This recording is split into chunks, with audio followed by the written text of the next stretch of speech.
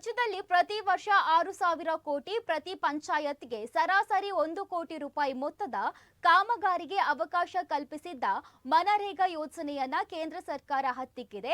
ಹೀಗಾಗಿ ಮನರೇಗಾ ಉಳಿಸಿ ಅಭಿಯಾನವನ್ನ ಜನವರಿ 26ರಂದು ಆರಂಭಿಸಲಿದ್ದು, ಪ್ರತಿ ವಿಧಾನಸಭಾ ಕ್ಷೇತ್ರ ವ್ಯಾಪ್ತಿಯಲ್ಲಿ 5.10 ಕಿಲೋಮೀಟರ್ ಪಾದಯಾತ್ರೆ ಮಾಡಲಾಗುವುದು ಎಂದು ಡಿಸಿಎಂ ಡಿಕೆ ಶಿವಕುಮಾರ್ ಅವರು ತಿಳಿಸಿದ್ದಾರೆ.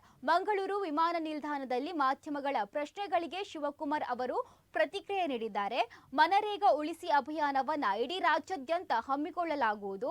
ವಿಬಿಜಯರಾವ್ಜಿ ಕಾಯ್ದೆ ಬಗ್ಗೆ ಚರ್ಚೆ ಮಾಡಲು 2 ದಿನ ವಿಶೇಷ ಅಧಿವೇಶನ ಕರೆಯುವ ಆಲೋಚನೆ ಸಹ ಇದೆ. ಆ ಮೂಲಕ ಇದರಿಂದ ಗ್ರಾಮೀಣ ಪ್ರದೇಶದ ಮೇಲೆ ಹೇಗೆ ದುಷ್ಪರಿಣಾಮ ಬೀರಲಿದೆ ಎಂದು ಜನರಲ್ಲಿ ಅರಿವು ಮೂಡಿಸಲಾಗುತ್ತದೆ. ಜನವರಿ 6ರಿಂದ ಫೆಬ್ರವರಿ 2ರವರೆಗೆ ತಾಲೂಕು ಮಟ್ಟದಲ್ಲಿ ಪಂಚಾಯತ್ ಸದಸ್ಯರನ್ನ ಫಲಾನುಭವಿ ಕಾರ್ಮಿಕರುಗಳನ್ನು ಒಳಗೊಂಡು ಪಾದಯಾತ್ರೆ ನಡೆಸಲಾಗುವುದು. ನರೇಗಾ ಯೋಜನೆ ಫಲಾನುಭವಿಗಳು ಸೇರಿದಂತೆ ಪ್ರತಿಯೊಬ್ಬರಿಗೂ ಇದರ ಬಗ್ಗೆ ಅರಿವು ಮೂಡಿಸಲಾಗುತ್ತದೆ. ಮತ್ತೆ ನರೇಗಾವನ್ನ ಮರುಸ್ಥಾಪಿಸುವ ತನಕ ಹೋರಾಟ ಮಾಡಲಾಗುತ್ತದೆ ಎಂದು ವಿವರಿಸಿದ್ದಾರೆ.